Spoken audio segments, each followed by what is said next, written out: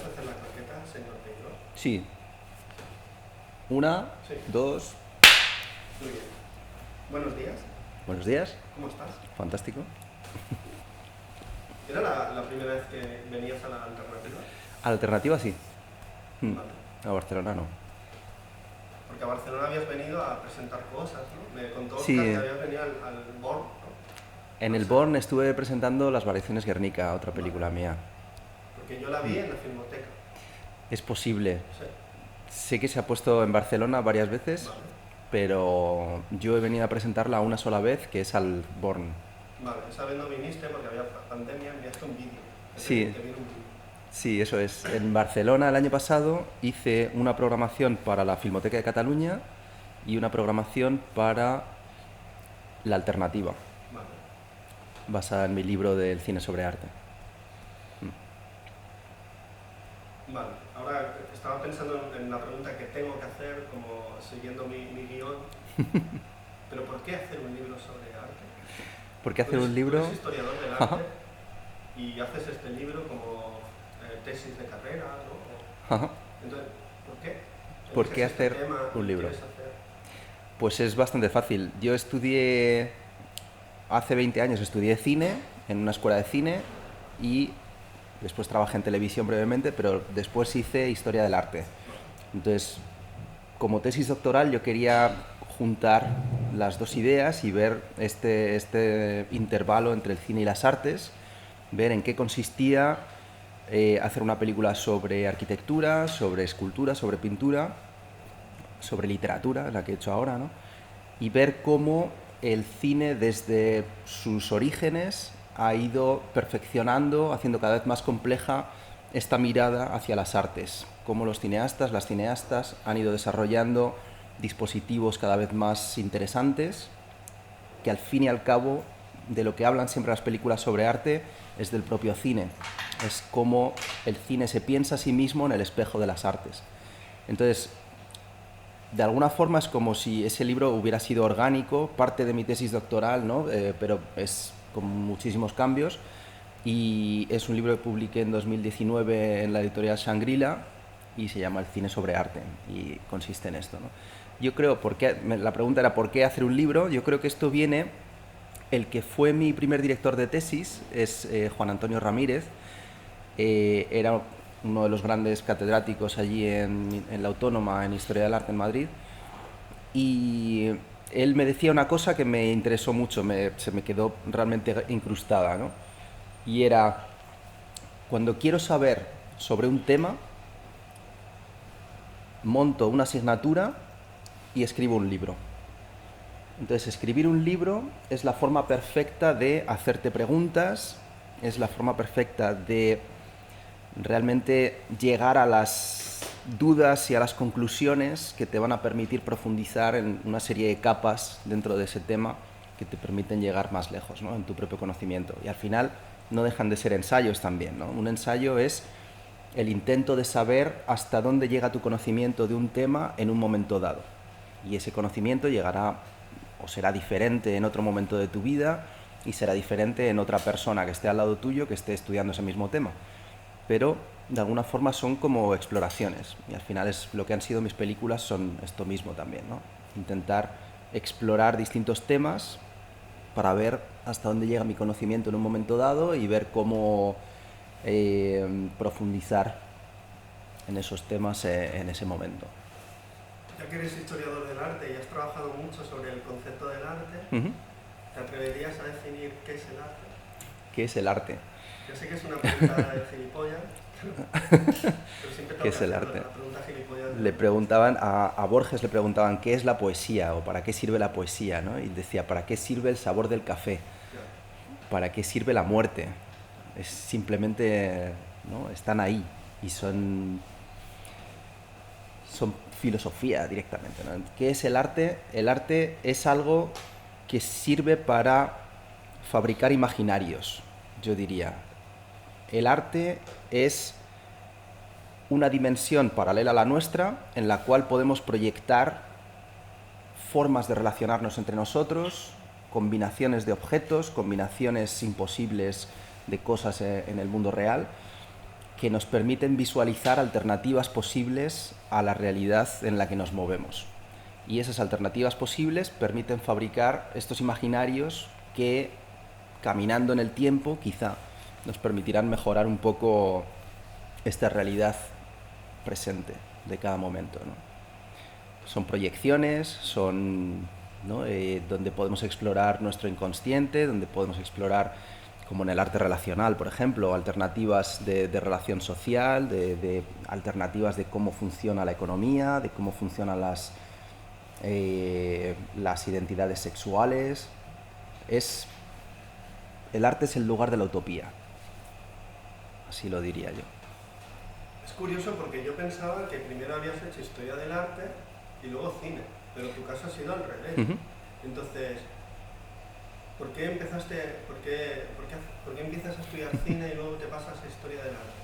O las dos, o fue a partir de estudiar cine que dijiste, hostia, yo necesito profundizar más y en historia del arte lo voy a encontrar, ¿no?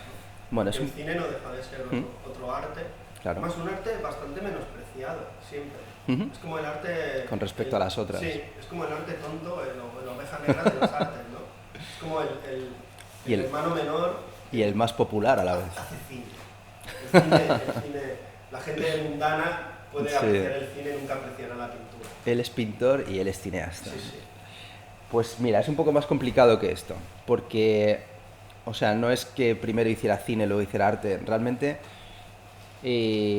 empecé estudiando Derecho. Hice media carrera de Derecho. Yo lo que quería hacer era hacer historia del arte desde el principio y no pude, no me dejaron. Entonces hice hice Derecho, lo dejé a la mitad y me fui a estudiar cine a una escuela de cine. Yo siempre quise estudiar historia del arte para hacer cine, desde el principio, desde el colegio ya. Y me parecía que la parte técnica del cine se puede aprender más o menos rápido y se puede aprender con unas claves que no exigen demasiados años de práctica, pero en cambio el conocimiento desde el punto de vista filosófico, estético, de qué significa hacer cine, yo quería estudiarlo desde la perspectiva de siglos, de milenios de historia del arte. Es decir, las preguntas que se hace un cineasta hoy me parece que son las mismas que se ha hecho Goya en su momento y las que se han hecho quizá los escultores griegos, ¿por qué no? Entonces quiero saber qué preguntas se han hecho los escultores griegos, qué respuestas posibles han dado, siempre tentativas, siempre diferentes, siempre en transformación permanente, para que cuando llega el cine, que es la que llega al final del todo, ¿no? Ver cómo enfrentarse a ese tipo de problemas estéticos, cómo enfrentarse a ese tipo de, al final, relación con la realidad y con sus proyecciones, lo que estábamos hablando antes, ¿no? Entonces, para mí ha sido fundamental, obviamente, estudiar estos 4 años de historia del arte y llegar a ese momento, bueno, 4 años de historia del arte más otros 4, creo, o más, de doctorado, para llegar a ver que realmente cuando quiero hacer una película tengo esa perspectiva previa de dónde viene ese concepto de fabricar imágenes. Es curioso porque eres como muy aventurero, muy arriesgado, ¿no? El Guernica de Picasso, ahora el Quijote de Cervantes. O sea, vas a lo que vas, o sea, no hay medias tintas. Vas a las obras cumbres de la historia de la humanidad. Y a partir de ahí dices, pues yo creo que se le puede sacar más, se puede rascar más, ¿no? Porque se ha escrito mucho, las adaptaciones que hay a nivel de cine se le ha visto de muchas maneras. Sí. ¿Por qué dices tú, hostia, pues yo tengo una forma de mirarlas que me interesa embarcarme en esta historia, ¿no? Porque en las variaciones de Guernica o el retablo de las maravillas, apuntes para una película sobre el Quijote, o sea, esos dos son obras cumbres. Sí. O sea, yo claro. Pienso que yo puedo decir algo diferente, ¿no? Esa es la idea. Hombre, visto así da mucho vértigo. Sí, por eso. Igual si lo hubiera pensado así no me habría lanzado.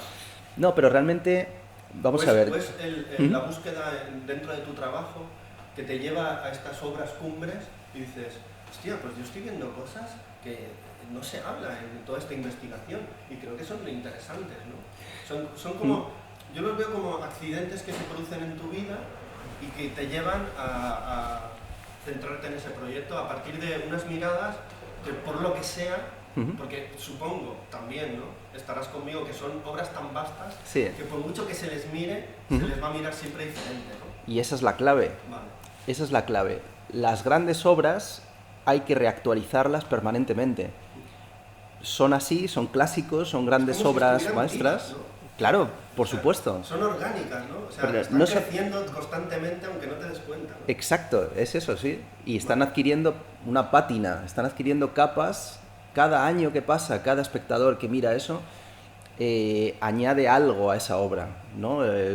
La Gioconda, en el momento en que se presentó por primera vez, no era en absoluto la Gioconda que miramos hoy, ¿no? Es otra cosa diferente. Entonces es esto, yo realmente no he dicho voy a hacer una película sobre el cuadro más importante del siglo XX y luego voy a hacer una película sobre el libro más importante de la primera novela, el libro más importante de España. Realmente son obras a las que llego. A mí me interesaba, eso sí, este intervalo de decir, quiero ver en qué consiste el intervalo entre cine y literatura, el intervalo entre cine y pintura, cómo se filma la pintura, cómo se filma la literatura, cómo se juega, ¿no? A de pronto meterte en un libro, sacar cosas, salir de él, buscar las esquinas de alguno de los relatos, Clavileño por aquí, ¿no? Entonces, es esto, ¿no? También, ¿qué hay de cinematográfico en el Quijote? Clavileño, creo que es Román Gubern quien lo ha analizado, ¿no? Como que el episodio de Clavileño es una primera video performance ya de alguna manera, ¿no? Con esta de realidad virtual, porque les tapan los ojos y de pronto hay como un viaje simulado con luces y sonidos y de todo. Es ya un espectáculo de realidad virtual. Entonces nosotros esto jamás habrían podido decirlo en el siglo XVIII, ¿no? Este análisis no habría podido hacerse. Hoy podemos hacerlo porque hemos ido avanzando en el resto de técnicas, en el resto de artes, y entonces hemos llegado a nuevas posibilidades de mirada con respecto al Quijote. Me interesaba otra cosa asociada a ello, no solo la época, ¿no? Ya directamente mirar el Guernica hoy nos da una perspectiva diferente. A mí me interesaba con el Guernica ver esta diferencia entre la mirada turística que tiene asociada el Guernica hoy, y por eso podemos beber tazas donde tenemos el Guernica, ya podemos llevar el Guernica en una camiseta, y no significa el asesinato de población civil, ¿no? No podrías, si estuvieras pensando voy a llevar una camiseta sobre el asesinato de la población civil, no, estarías en otro contexto diferente, ¿no? Es el contexto de las pancartas cuando en Palestina llevan pancartas del Guernica, están leyendo el Guernica tal y como era en el momento en que se presentó. Entonces yo quería ver el intervalo con el cine y el intervalo con el presente, es decir, reactivar políticamente ese cuadro. Con el Quijote he querido hacer algo parecido, que es reactivar políticamente una parte concreta del Quijote, que es la que tiene que ver con la mirada de Cervantes sobre la utilización política del racismo. Para mí ese era el punto de partida de la película. Entonces, cómo se utilizó la mentira política y cómo se utilizó el racismo en el contexto de la corte de Felipe III para crear un clima propicio a la expulsión de los moriscos. Cómo se está utilizando hoy, y acabo de venir de un bar en el que hemos estado desayunando y estaba hablando el representante de Vox en el Parlamento catalán, y es que directamente, si acabas de leer el Quijote y ves la intervención que acaba de hacer este señor en el Parlamento catalán, es que ahí está la conexión hecha ya. La idea es tener estas obras, tenerlas en la cabeza para que nos vayan previniendo contra discursos que ya sabemos a qué han llevado en otras épocas. Creo que esta es la importancia de las obras de arte, actualizarlas permanentemente porque siempre siguen teniendo lecturas pertinentes para cada época en la que nos vivimos y para las amenazas de cada época en la que nos movemos.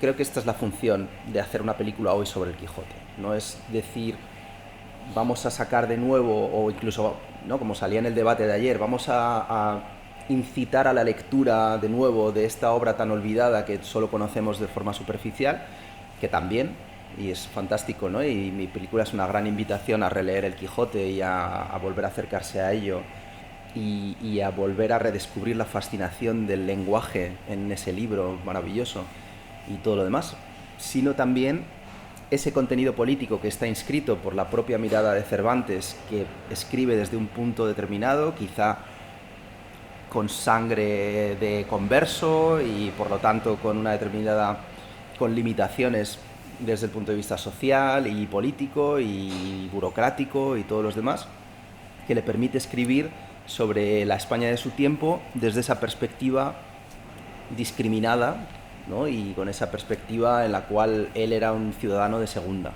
al final. Entonces, para todos los discursos que hoy promueven que haya ciudadanos de segunda y perseguidos y hostigados y demás, Cervantes es el gran escritor, desde luego. Porque tu idea es hacer un ensayo, una ficción. Sí. ¿Por qué? Porque al final ha salido un ensayo, ¿no? Pero falta la ficción. Falta la ficción. Claro.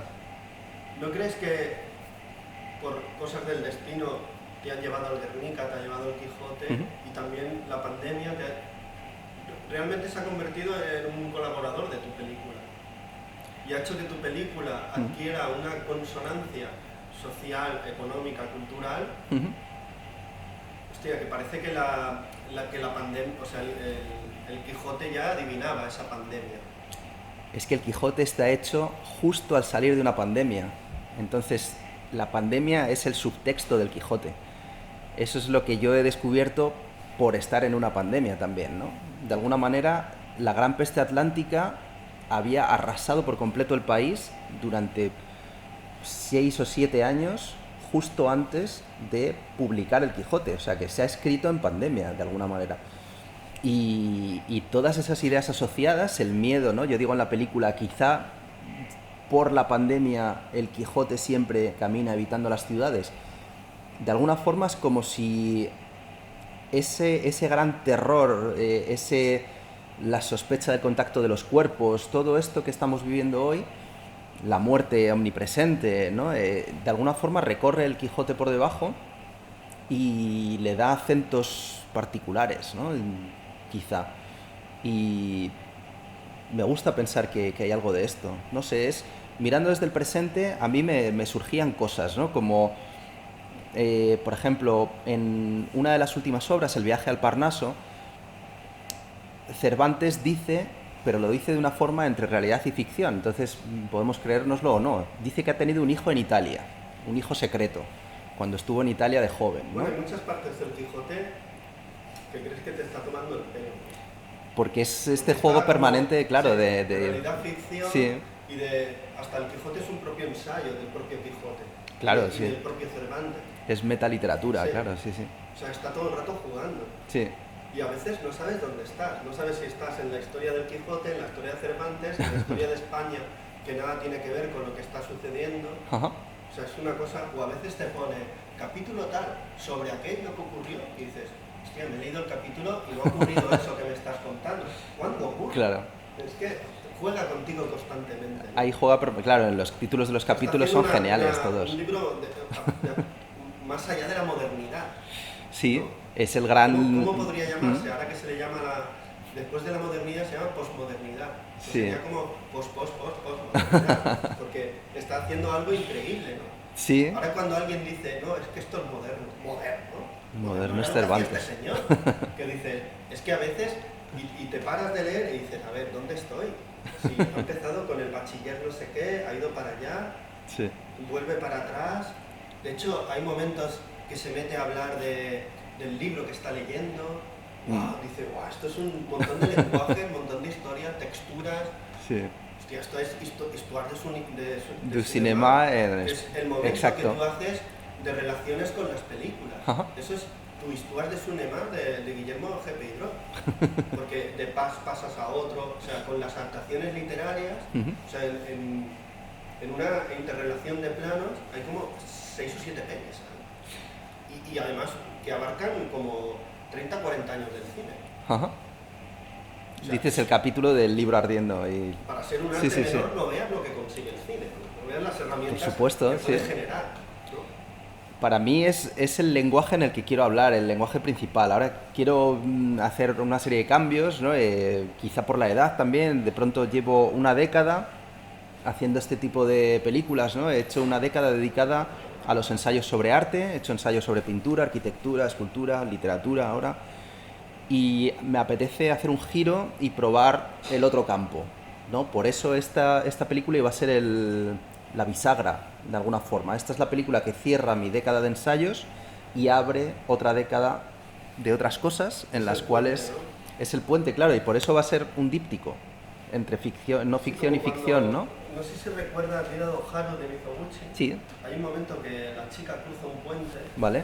entra en una capilla, ve a como un Buda y le recuerda al amante que más ha querido, ¿no? Vale. Ella es una geisha o sea, es como un viaje al pasado y el puente ese delimita el tiempo presente, el tiempo pasado y sobre todo, más interesante, ¿no? Aún, el tiempo que creemos real y el tiempo que creemos de ensoñación.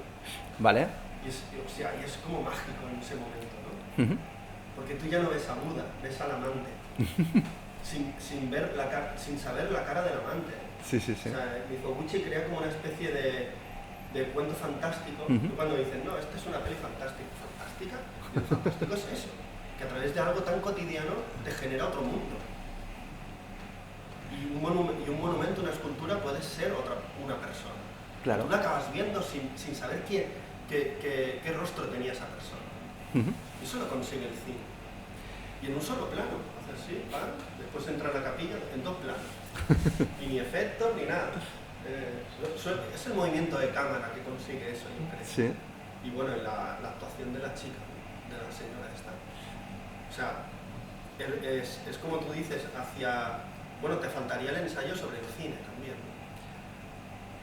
Tengo uno que en teoría es ensayo sobre cine, Vale. o así lo tengo, que es el año pasado en Montreal.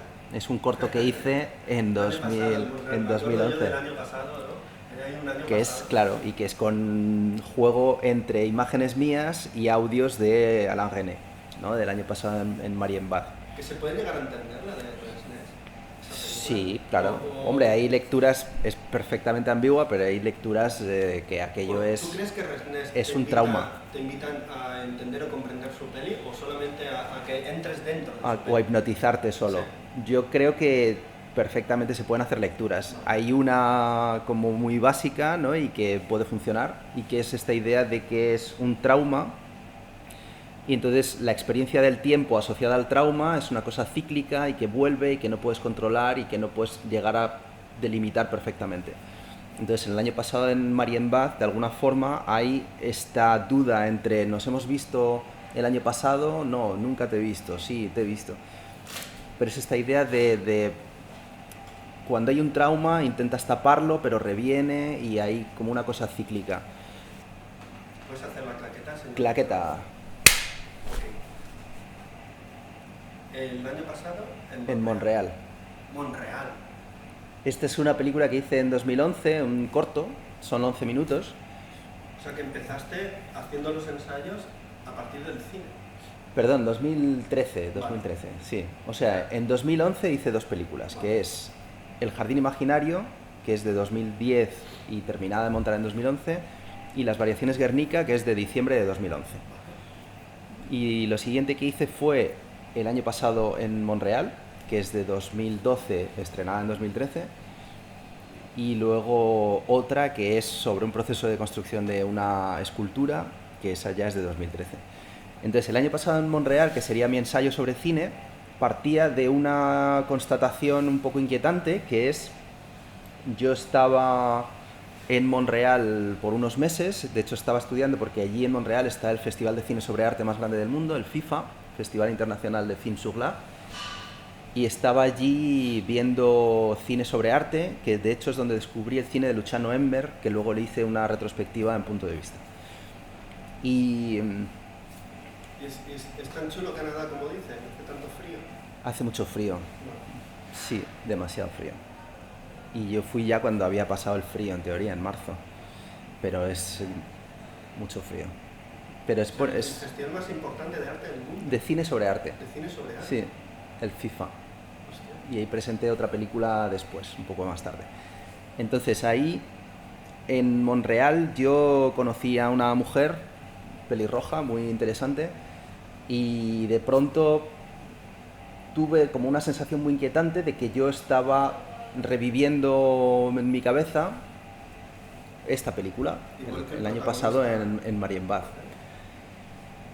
De alguna forma inquietante, ¿no? Entonces, lo que hice fue, porque de alguna forma es como un ensayo, pero sin voz en off. Es un ensayo en el que directamente estoy mostrando la idea, ¿no? Y la idea es que nosotros, los seres humanos, estamos hechos de relatos.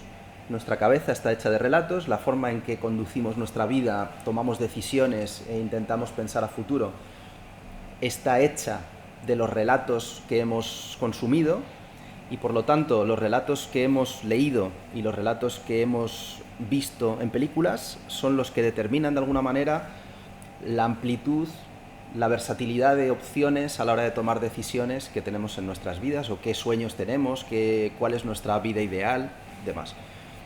Entonces, esta es una forma concreta que es luego en lo que se va a traducir el Quijote también, ¿no? O sea, Don Quijote consume demasiados relatos de caballerías y quiere hacer de su vida una novela de caballerías. Madame Bovary consume demasiadas novelas rosas y quiere que su vida sea una historia de príncipes y princesas y condes y tal.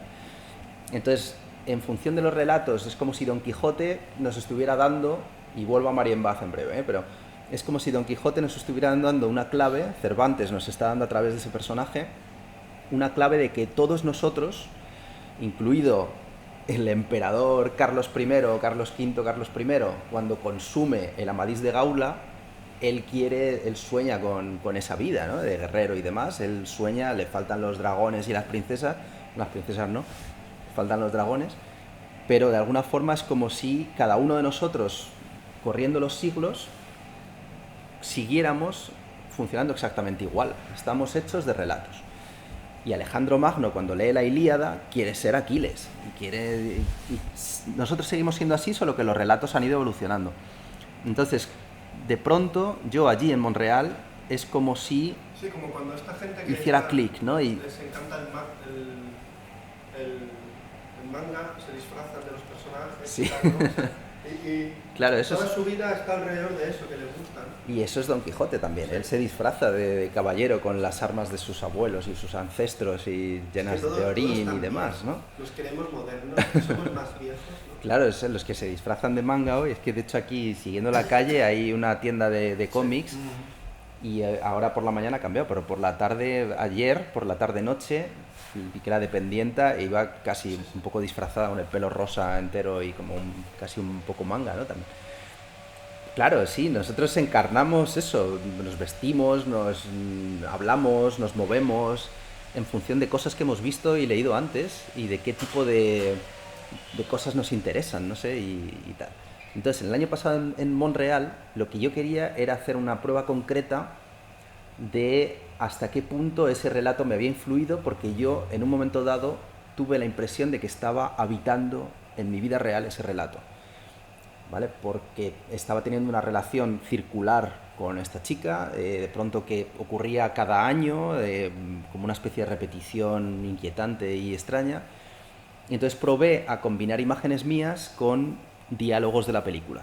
Y ahí de pronto como que ocurría algo, ¿no? Y bueno, te la pasaré y verás a ver qué opinas de esta película. Entonces ese sería mi ensayo sobre cine.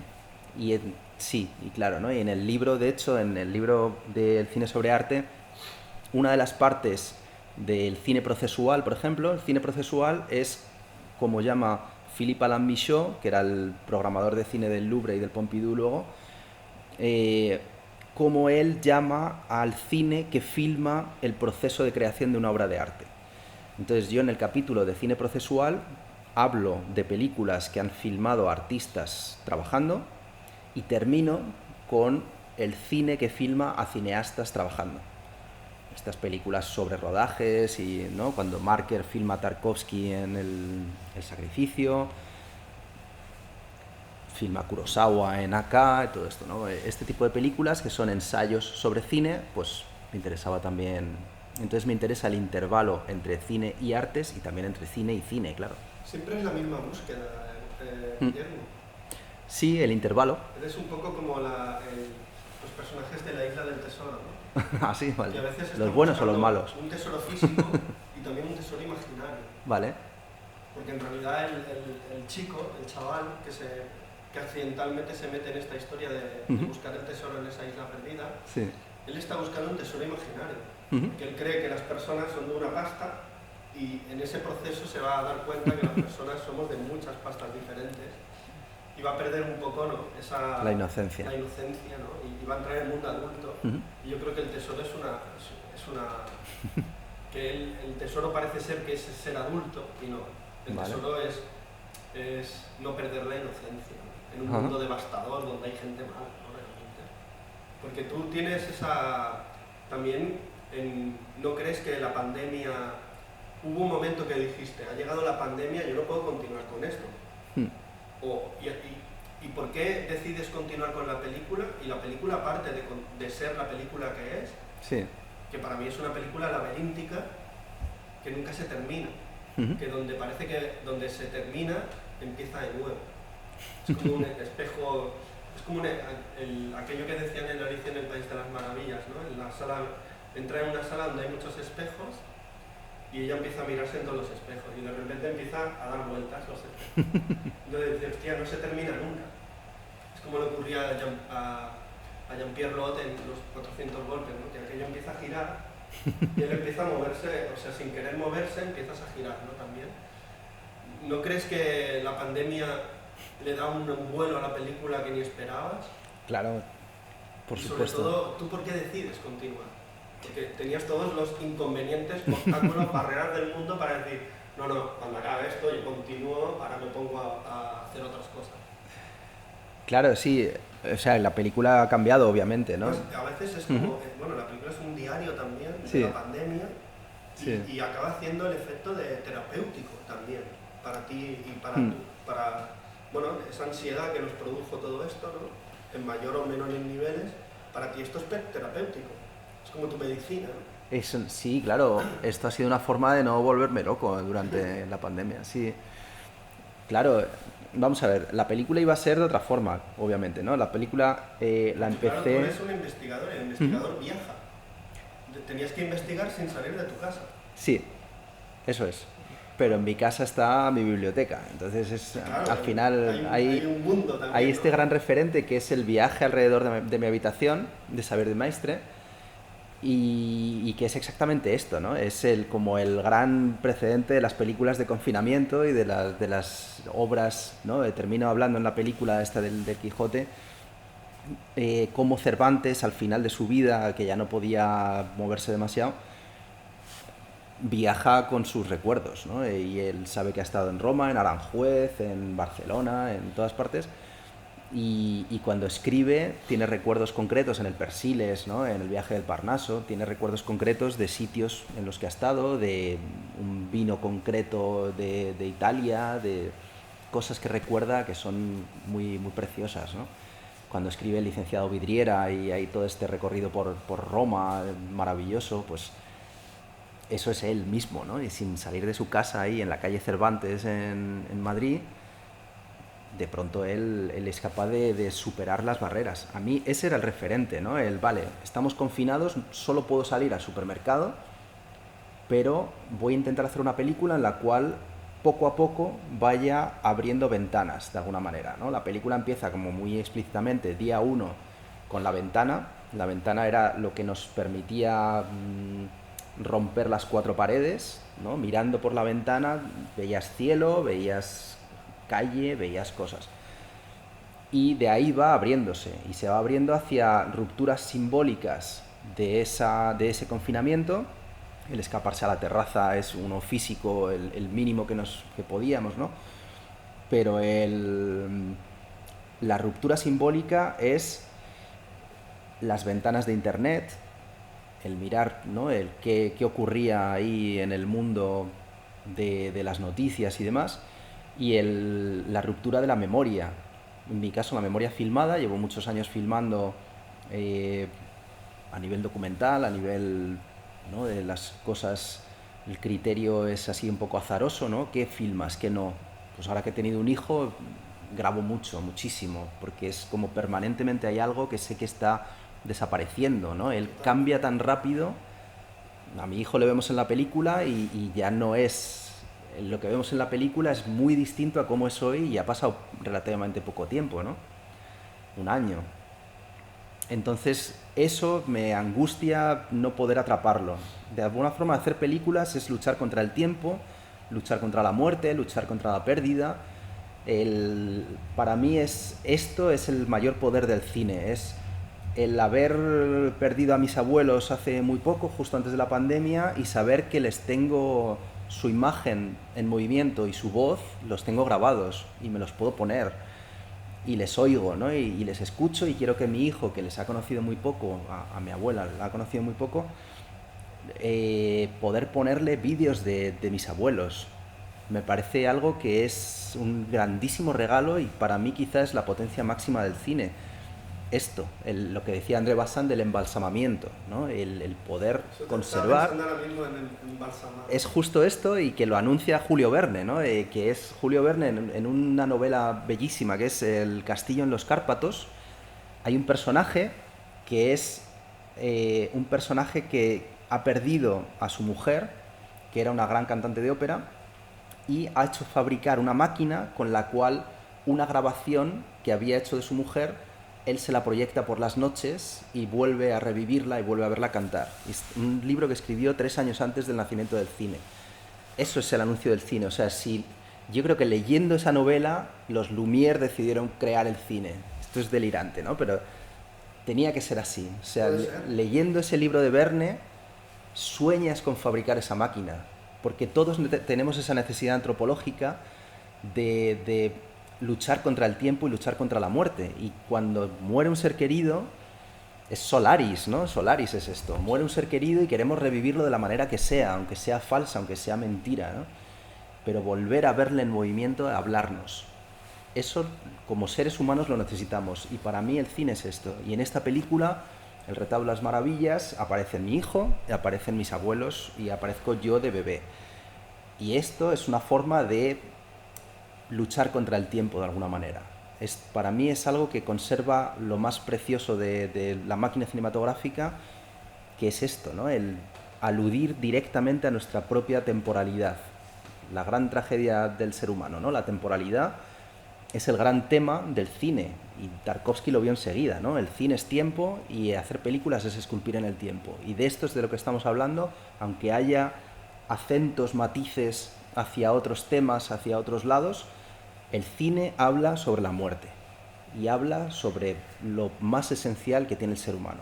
Entonces, esta película sobre el Quijote habla exactamente sobre eso, sobre la circularidad del tiempo, sobre, desde un punto de vista político, cómo cometemos errores, que yo lo llamo en la película tropiezos circulares en este país, ¿no? De equivocaciones políticas, de caer en la misma trampa que nos tienden a nivel de la utilización política del racismo, por ejemplo, y cómo todos estos temas aluden al tiempo y el cine puede convocarlos y de alguna forma tocar en esas heridas y tocar en esas trampas y peligros para hacernos conscientes, hacernos despertar de una determinada manera y llevarnos hacia posibles soluciones, quizá, a nivel utópico, ¿no? Yo creo que eso es lo que quería Cervantes. Cuando hizo El Quijote, no quería solo entretenerse, él quería aludir a una serie de problemas muy graves, que son los que va a seguir tratando luego Goya y luego Valle Inclán, y seguimos en ello, ¿no? Y hay que seguir aludiendo a ello y reactivar estas obras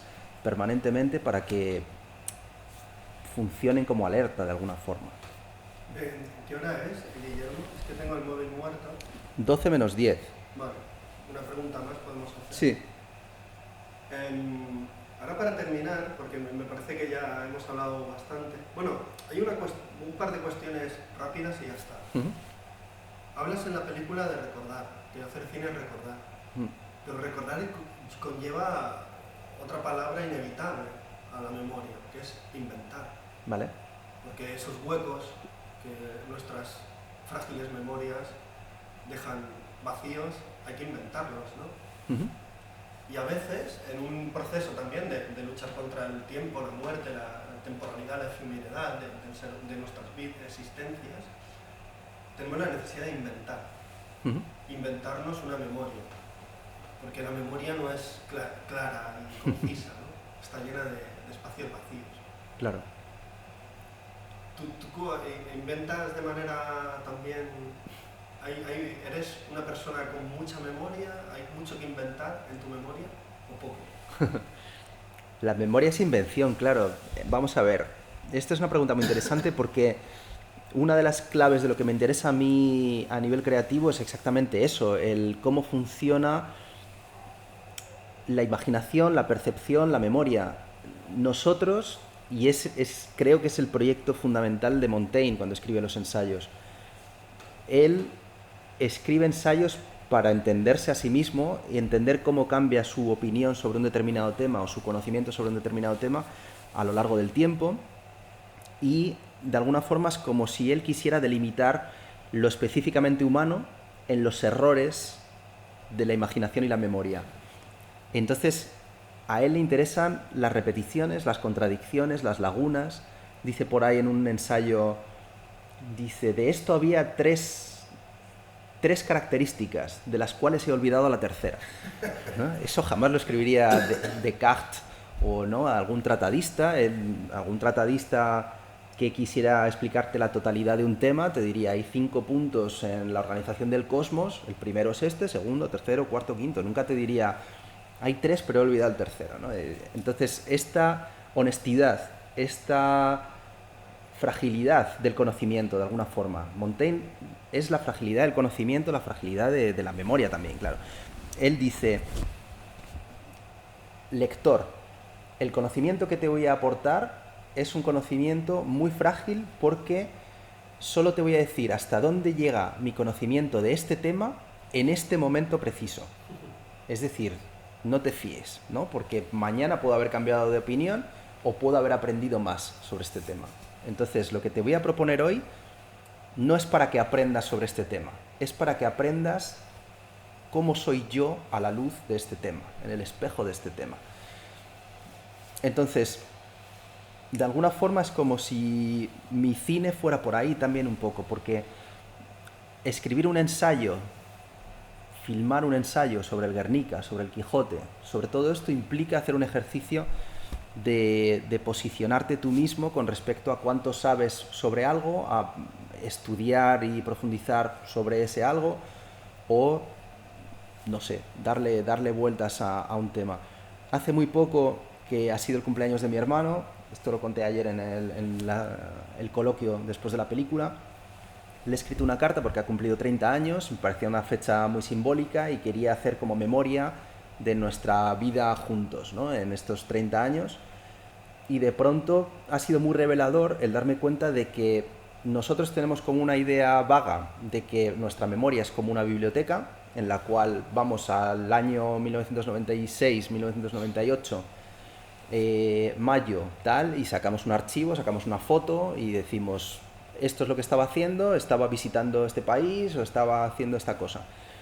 Y en absoluto es así, ¿no? Yo he pensado de pronto para escribirle sobre nuestros 30 años juntos, de pronto lo que me vienen son una serie de conexiones al azar, imágenes, sonidos, algo totalmente incontrolable, ¿no?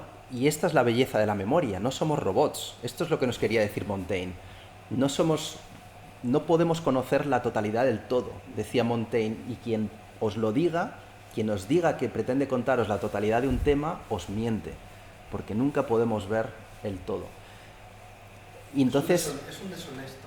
Es un deshonesto o quiere conseguir algo de ti, sí, ¿no? De alguna manera. Hay una doble intención. Y el que os diga España es esto, el que os diga, ¿no? El que os pretenda decir la totalidad y que los temas son perfectamente delimitados, cómo son las cosas y tal. Existen las perspectivas y por eso Cervantes nos muestra en el Quijote, no hay la perspectiva de Cervantes o la perspectiva de Don Quijote, sino es multiperspectiva. Está dándonos el punto de vista de cada uno de los personajes que aparece ahí, con su lenguaje particular y con todo, ¿no? Entonces, hacer memoria para mí en mis películas y en los escritos, ¿no? Y quiero abrir otra vertiente que es literatura. Escribir, hacer memoria, consiste en de alguna forma caminar por esa irregularidad del pensamiento, por esa irregularidad de la memoria y de la imaginación. Y el darnos cuenta de que ahí está la belleza del ser humano. Sebald, cuando Sebald escribe Los anillos de Saturno, Austerlitz, lo que está haciendo es ir guiándonos por un recorrido muy azaroso de cómo funcionan las conexiones mentales. Y de pronto un paisaje puede activar en la memoria un hecho que ha ocurrido hace 1000 años. De pronto un edificio puede llevarnos a un acontecimiento histórico en la otra punta del mundo. Así funciona la memoria, así funciona el montaje cinematográfico. Y esto lo vieron muy pronto, ¿no? Estas conexiones entre cómo funciona el montaje en el cine de Bertov y cómo funciona la máquina cinematográfica tal cual la describe Epstein, por ejemplo, como algo que permite expandir nuestra capacidad de imaginar, ¿no? Cuando Epstein habla de la inteligencia de una máquina, tiene este libro maravilloso, La inteligencia de una máquina, ¿no? Lo escribe en el 46, me parece, y es este libro sobre cómo la máquina cinematográfica nos permite hacer operaciones de pensamiento que solo estaban al alcance de los grandes físicos, por ejemplo, ¿no? La dilatación del tiempo, la reversibilidad del tiempo, la ralentización del tiempo. Estas son cosas que hacen falta muchas operaciones matemáticas, pero solamente con un plano de Lumière en el que vemos el muro cayendo y el muro reconstruyéndose, ya comprendemos la reversibilidad del tiempo.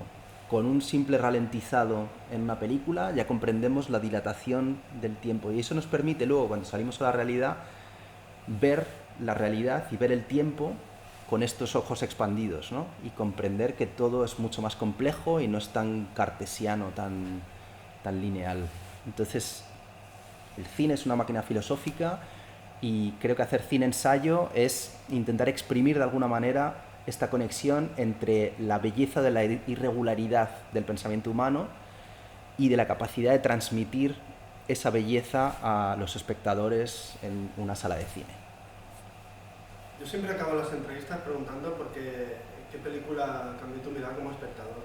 Pero después de esto es mejor callarse, porque y ya está. Perfecto. O sea que muchas gracias, Guillermo. Muchas gracias a ti, ha sido un gran placer. Y ha sido fantástico al final. Y nada, yo siempre digo hasta la próxima película. Venga, hasta la próxima película.